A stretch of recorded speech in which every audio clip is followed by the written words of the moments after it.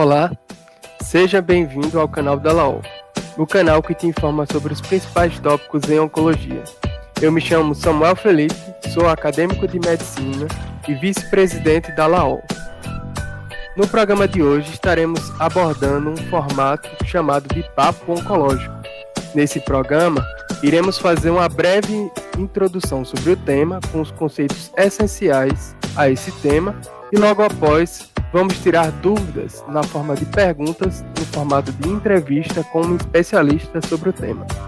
E para o programa de hoje, o tema é agentes antitumorais. E para tal, nós convidamos a nossa querida professora doutora Luciana Naloni.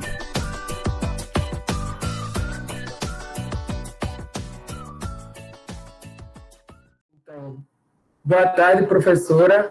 É uma honra tê-la conosco nesse Papo Oncológico. A LAO agradece a sua disponibilidade para ensinar mais sobre esse tema fundamental para a oncologia. Inicialmente, eu gostaria de agradecer à comissão da Liga Acadêmica de Oncologia de Lagarto, da UFES, organizadora deste evento, para falarmos um pouco sobre agentes antitumorais. Desde já, parabenizo todos vocês, discentes e docentes envolvidos nessa atividade. Iniciando aqui a apresentação sobre o tema, nós realizamos a confecção dessa primeira figura, que vai falar um pouquinho sobre como ocorre a pesquisa dos fármacos antitumorais. Inicialmente, nós vamos descobrir um agente potencialmente antitumoral. Ele vai passar por uma pesquisa pré-clínica com ensaio de atividade e toxicidade in vitro, e depois ele vai passar por uma pesquisa clínica com ensaio de atividade e toxicidade in vitro. A partir desses processos, nós vamos ter um antitumoral disponível. As classes de antitumorais vão ser agentes alquilantes, antimetabólicos, produtos naturais, hormônios e antagonistas e agentes diversos. Os fármacos eles vão atuar no mecanismo de ação a partir da atuação no ciclo celular, que é o processo em que a célula vai se replicar o seu DNA e vai se dividir. Elas podem atuar tanto como inespecíficos do ciclo celular, que não vão atuar especificamente em nenhuma dessas fases, mas sim em todas. E como nós vamos ter os agentes alquilantes, nitrosureas, antibióticos, antitumorais, a procarbazina, a cisplatina e a dacarbazina. E os fármacos que vão ser específicos da fase S, que vai ser a fase de síntese do DNA. Então, ser a citosina arabinosídeo e a hidroxiureia. Vamos ter também aqueles que vão atuar em pontos específicos da fase do ciclo celular, que vão ser pontos de checagem, por exemplo, os que agem na fase S autolimitantes, como a 6-metilpurina e o metotrexato. Vamos ter também fármacos específicos da fase M, que é da fase de mitose, que é a célula faz a separação celular, como, por exemplo, nós vamos ter a vincristina, a vimblastina e plaxipatel. O mecanismo de ação básico de cada fármaco vai definir como é que ele age para o resultado que é a ação antitumoral. Como exemplo, nós vamos ter esses fármacos. Alguns vão atuar especificamente inibindo a síntese do DNA e outros podem atuar inibindo algumas enzimas essenciais para o funcionamento do processo da replicação do DNA. Como, por exemplo, nós vamos ter esses fármacos aqui, que eles vão bloquear a função da enzima topoisomerase. Outros vão também inibir a síntese de proteínas, como a elaspaginase, enquanto outros vão formar complexos com DNA, ocasionando a sua quebra. Outros também vão atuar inibindo a função dos microtúbulos, que vão ser essenciais para a estrutura da célula. A resistência adquirida ou primária pode ser realizada a partir das células tumorais, elas podem resistir a esses fármacos antitumorais. Quanto à primária, nós vamos ter a primária e a adquirida. A adquirida vai ser aquela que vai levar a uma adaptação das células tumorais devido a uma certa mutação em que elas estão menos suscetíveis ao fármaco. Quanto aos efeitos colaterais mais comuns desses fármacos, nós vamos ter a fadiga, que seria a fraqueza, perda de cabelo, hematomas, hemorragia, infecções, anemia, náuseas e vômitos, são bastante comuns, perda de apetite, diarreia ou constipação, inflamações na boca, disfagia, que seria dificuldade para se alimentar, neuropatias periféricas, alterações de pele e unhas, problemas renais, perda ponderal e alterações no humor e libido, além de teratogenicidade. Seria a toxicidade para o feto. Agora que já entendemos os conceitos essenciais sobre os agentes antitumorais, vamos tirar algumas dúvidas do assunto com a professora doutora Luciana Naloni. Professora Luciana, o que uma substância necessita para ser considerada agente antitumoral? E quais são os testes que são empregados na pesquisa clínica para verificar isso? Então, Samuel, segundo o Instituto Nacional de Câncer dos Estados Unidos, o NCI, em seu programa de triagem de drogas anticâncer, é considerada como candidata promissora para atividade antineoplásica aquelas substâncias que apresentem citotoxicidade com valores de 6,50, né, menor ou igual a 4 microgramas por ml. E essa 6,50 seria o quê? Seria a concentração inibitória média, né, capaz de produzir 50% do efeito máximo. Né? Essa 6,50 é muito importante na farmacologia e demonstra a potência, né? A potência de uma determinada substância em promover uma resposta biológica em um alvo farmacológico, né? Nesse sentido, ensaios in vitro, ou seja, ensaios biológicos frente a linhagens celulares tumorais, são realizados a fim de determinar se uma substância apresenta citotoxicidade ou não. Em testes pré-clínicos, né, em testes preliminares in vitro, faz-se essa avaliação em, no mínimo, 3 linhagens de células tumorais, certo? Essas 3 linhagens, geralmente, é utilizada como? De que maneira? Né? Uma linhagem de baixa incidência, por exemplo, glioblastoma humano, linhagem SF295, e 2 de alta incidência, como, por exemplo, leucemia humana, linhagem HL60, ou também adenocarcinoma de cólon, por exemplo, né? Entre outras. Nesse contexto, a atividade citotóxica ela é determinada através do grau de inibição da proliferação celular, né, que é o GI%, que significa o percentual de células não viáveis, ou seja, células mortas, e também a 6,50 dessas substâncias, tá?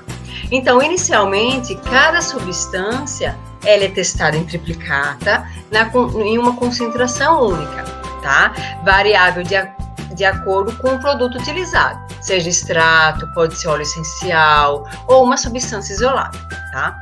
Depois, realizado esse procedimento, os resultados eles são avaliados utilizando uma escala de grau de inibição da seguinte forma: amostras com baixa atividade citotóxica, ou seja, até 50% de inibição da proliferação celular, de quase mínima atividade aí citotóxica.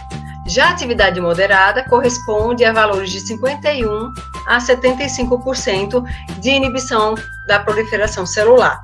Já a alta atividade corresponde a mais de 75% de inibição da proliferação celular para cada linhagem celular testada, certo? Aquelas, né, que apresentarem alta atividade citotóxica, ela segue para a realização da curva concentração-resposta para obtenção da 6,50, certo? Geralmente utilizamos o antineoplásico doxorubicina, tá? Que é indicado no tratamento de diversos tipos de cânceres, tá? E é utilizada como controle positivo para validar a metodologia empregada, né? Só para vocês terem uma ideia, a 6,50 da doxorubicina corresponde a 0,01 a 1,2 microgramas por ml, demonstrando a baixa concentração capaz de promover a atividade citotóxica, tá certo? Então, isso é muito importante vocês saberem inicialmente para a gente chegar a uma substância candidata ao combate ao câncer, tá certo? São os primeiros passos. Em seguida, em relação à segunda pergunta, em relação aos ensaios biológicos in vitro, os mais utilizados e que a gente vê muito em artigo científico, né, para a detecção de substâncias com atividade citotóxica, nós podemos citar alguns, como o teste de MTT, o azul de Trypan, o Alarma Blue, né, o SRB. Todos esses testes, eles são quantitativos. E a maioria deles são colorimétricos, ou seja, avaliam a viabilidade celular que aponta um percentual de células viáveis e não viáveis com mudança de cor, certo? Determinando dessa forma o potencial citotóxico ou não dessas substâncias avaliadas. Segundo a sua opinião, qual a importância de se estudar os produtos naturais como fonte de novos fármacos antitumorais? Ótima pergunta essa, né? Então, gente, a natureza, ela é uma fonte importante de novos candidatos a compostos terapêuticos, né? Visto que existe uma grande diversidade química de moléculas encontradas em várias espécies de plantas, animais e micro-organismos, como sabemos, né? Por conta dessa diversidade, os pesquisadores relatam que os produtos naturais, desde os tempos antigos, eles têm sido utilizados para fins de saúde, né, em todo o mundo, né, além de ser uma fonte de medicamentos, como sabemos. Estima-se que cerca de 80 a 85% da população mundial, né, depende de medicamentos tradicionais, ou seja, das plantas medicinais, para suas necessidades básicas de saúde. E se supõe-se, né, que a maior parte da terapia tradicional envolve o uso de extratos de plantas ou seus princípios ativos, né? Então, os estudos demonstram, né, essa bioatividade dessas moléculas presentes em plantas medicinais.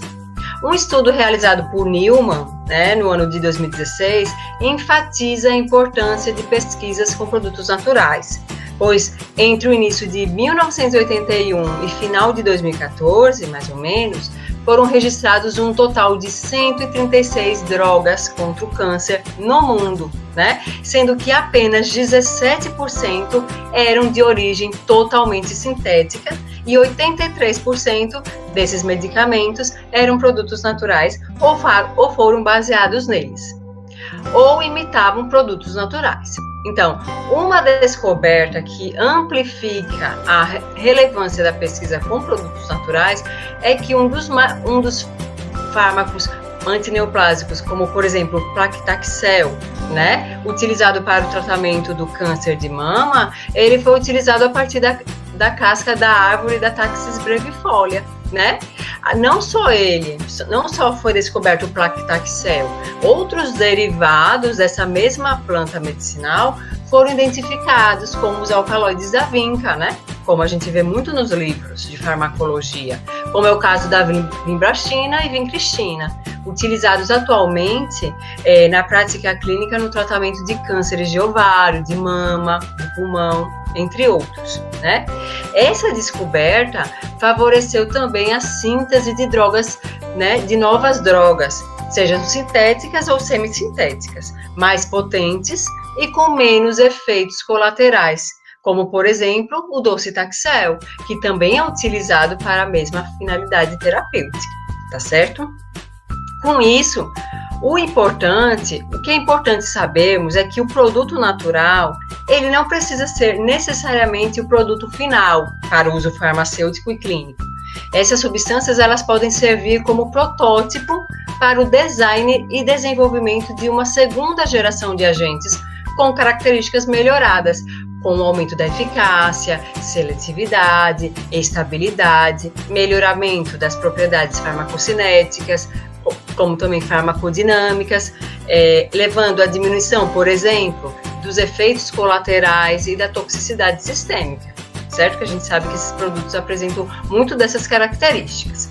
Sendo assim, é de suma importância a pesquisa com produtos naturais para a obtenção de moléculas análogas estruturalmente modificadas, com o objetivo de investigar os grupos funcionais essenciais à atividade farmacológica, né? E através da relação entre a estrutura química da molécula e a atividade biológica dessas substâncias bioativas, é que podemos estudar melhor e avaliar o potencial terapêutico dessas substâncias, tá bom? Atualmente, muito se fala sobre fármacos direcionados aos alvos moleculares específicos, que são os anticorpos monoclonais. Qual é o real impacto do uso dessa terapia? Ela já substitui os agentes citotóxicos? Quais perspectivas existem para o futuro da terapia com alvo molecular? Então, nós sabemos que uma forma do sistema imunológico atacar substâncias estranhas ao corpo é produzindo uma grande quantidade de anticorpos, certo? E um anticorpo é uma proteína que adere a outra proteína específica denominada antígeno.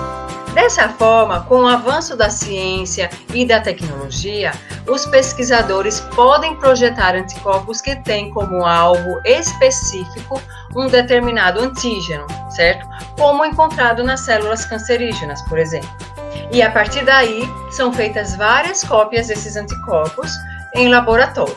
Estes, por sua vez, são denominados anticorpos monoclonais, né, que consiste na terapia mais moderna e tecnológica no tratamento do câncer. Primeiramente, o real impacto do uso dessa terapia é o tratamento individualizado. Na verdade, é uma mudança de paradigma. Enquanto antes se recomendava a mesma quimioterapia para o mesmo tipo de câncer, hoje a tendência é uma abordagem individual, individualizada. E o resultado desse tratamento, ele pode ser visto nos casos em que há mutação genética, pois o uso desses medicamentos, ele prolonga a resposta farmacológica, isto é, o tempo em que o tumor continua bem controlado, certo? Resumindo, para cada paciente e de acordo com o tipo de câncer que eu mesmo apresentar, é que será realizada a tomada de decisão quanto à conduta clínica e o tratamento farmacológico apropriado, certo? Na prática clínica, né, é observada de maneira significativa o aumento da eficácia terapêutica com a administração de anticorpos monoclonais, por ser um tratamento direcionado, ou seja, o anticorpo circulante lá no organismo, ele terá uma afinidade por um alvo específico, geralmente uma proteína expressa em uma célula cancerígena, em que o anticorpo identifica e se liga a essa proteína, tá? Por exemplo, a proteína CD20, CD30, entre outras, certo? Levando à morte celular daquela célula. Geralmente essa morte ela vai ocorrer por apoptose. Além disso, proporciona o aumento da sobrevida do paciente em mais de 70% e a diminuição das reações adversas consequentemente, visto que a intervenção farmacológica, né, com o uso desses anticorpos monoclonais, determina maior capacidade de preservação de células saudáveis quando comparado às terapias citotóxicas padrão, né, que é a quimioterapia convencional, né? E no caso, no que se diz respeito às perspectivas futuras, eu gostaria de frisar, né, que esses medicamentos, eles têm sido indicados e consistem em uma tecnologia inovadora, né, para o tratamento de alguns tipos de e promissora no que se diz respeito à possibilidade de alvejar e destruir seletivamente aquela célula tumoral, né, preservando as células saudáveis do organismo. Os testes moleculares para a seleção de pacientes para a quimioterapia estão sendo utilizados no tratamento moderno do câncer. Existe alguma recomendação desses testes para o uso da terapia dirigida a alvos moleculares específicos? A caracterização molecular é fundamental para melhorar a compreensão da patogênese do tumor, determinar o prognóstico e definir um plano de tratamento personalizado e individualizado, baseado em biomarcadores preditivos.